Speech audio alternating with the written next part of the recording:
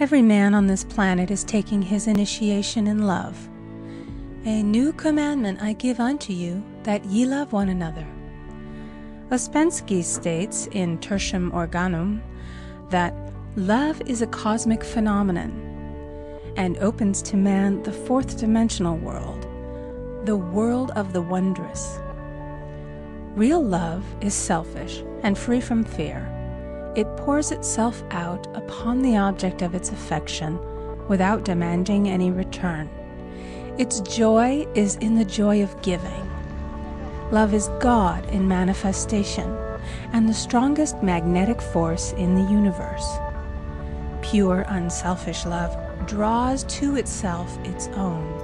It does not need to seek or demand. Scarcely anyone has the faintest conception of real love. Man is selfish, tyrannical, or fearful in his affections, thereby losing the things he loves. Jealousy is the worst enemy of love, for the imagination runs riot, seeing the loved one attracted to another, and invariably these fears objectify if they are not neutralized. For example, a woman came to me in deep distress. The man she loved had left her for another woman and said he never intended to marry her. She was torn with jealousy and resentment and said she hoped he would suffer as he had made her suffer, and added, "How could he leave me when I loved him so much?" I replied, "You are not loving that man, you are hating him," and added, "You can never receive what you have never given. Give a perfect love, and you will receive a perfect love. Perfect yourself on this man. Give him a perfect, unselfish love, demanding nothing in return. Do not criticize or condemn, and bless him wherever he is." She replied, "No, I won't bless him unless I know where he is." "Well," I said, "that is not real love. When you send out real love will return to you, either from this man or his equivalent. For if this man is not the divine selection, you will not want him. As you are one with God, you are one with the love which belongs to you by divine right."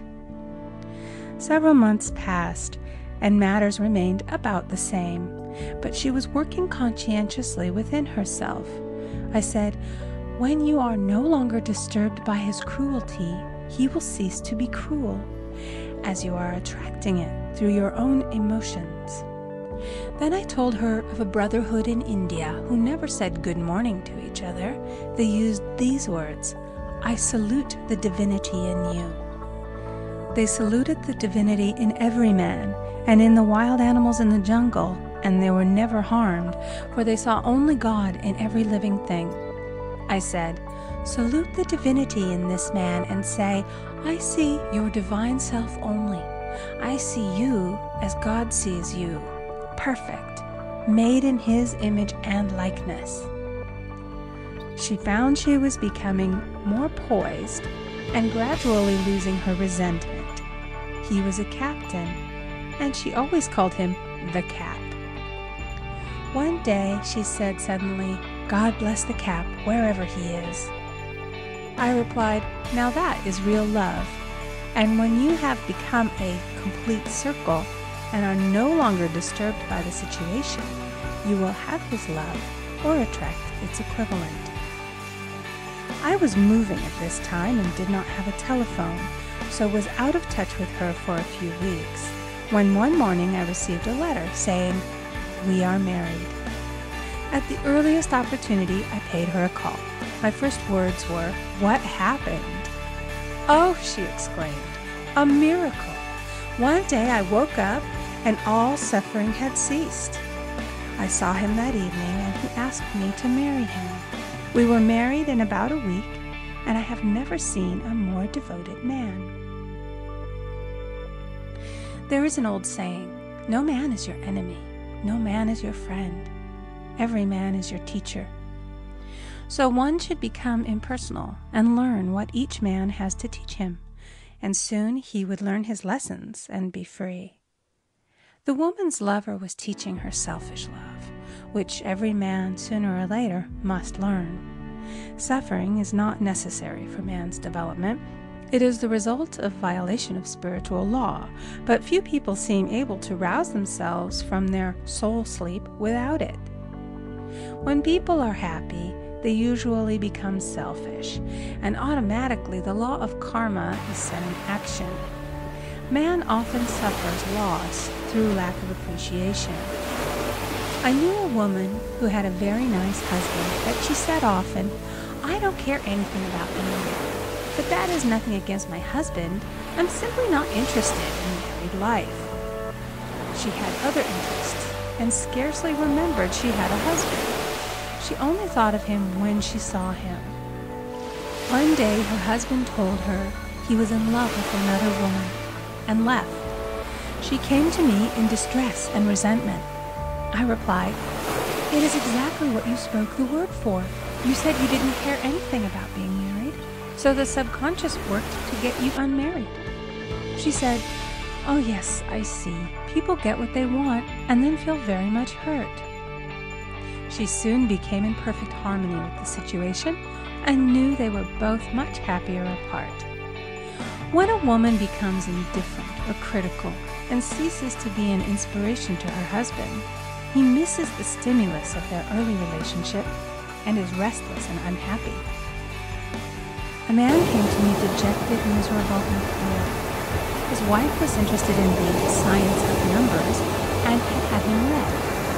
It seems the report was not very favorable, for he said, "My wife says I'll never amount to anything because I am two."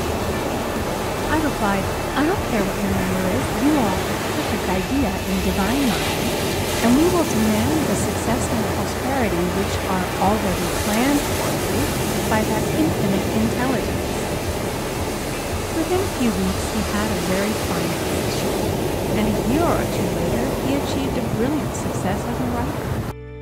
No man is a success in business unless he loves his work. The picture the artist paints for love of his art is his greatest work. The potboiler is always something to live down. No man can attract money if he despises it. Many people are kept in poverty by saying, "Money means nothing to me. I have a contempt for people who have it." This is the reason so many artists are poor. Their contempt for money separates them from it. I remember hearing one artist say of another, "He's no good as an artist, but he has money in the bank." This attitude of mind, of course, separates man from his supply. He must be in harmony with a thing in order to attract it. Money is God in manifestation, as freedom from want and limitation. But it must be always kept in circulation and put to right uses. Hoarding and saving react with grim vengeance. This does not mean that man should not have houses and lots, stocks and bonds, for "the barns of the righteous man shall be full." It means that man should not hoard even the principal if an occasion arises when money is necessary. In letting it go out fearlessly and cheerfully, he opens the way for more to come in, for God is man's unfailing and unexhaustible supply. This is the spiritual attitude towards money, and the great bank of the universal never fails. We see an example of hoarding in the film production of Greed. The woman won $5,000 in a lottery, but would not spend it. She hoarded and saved, let her husband suffer and starve, and eventually she scrubbed floors for a living. She loved the money itself and put it above everything, and one night she was murdered and the money taken from her. This is an example of where love of money is the root of all evil. Money in itself is good and beneficial, but used for destructive purposes, hoarded and saved, or considered more important than love, brings disease and disaster and the loss of the money itself. Follow the path of love, and all things are added, for God is love, and God is supply. follow the path of selfishness and greed, and the supply vanishes, or man is separated from it. For example, I knew the case of a very rich woman who hoarded her income. She rarely gave anything away, but bought and bought and bought things for herself. She was very fond of necklaces, and a friend once asked her how many she possessed. She replied, 67.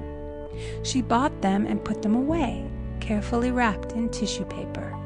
Had she used the necklaces, it would have been quite legitimate, but she was violating the law of use. Her closets were filled with clothes she never wore and jewels which never saw the light. The old woman's arms were gradually becoming paralyzed from holding on to things, and eventually she was considered incapable of looking after her affairs, and her wealth was handed over to others to manage. So man, in ignorance of the law, brings about his own destruction.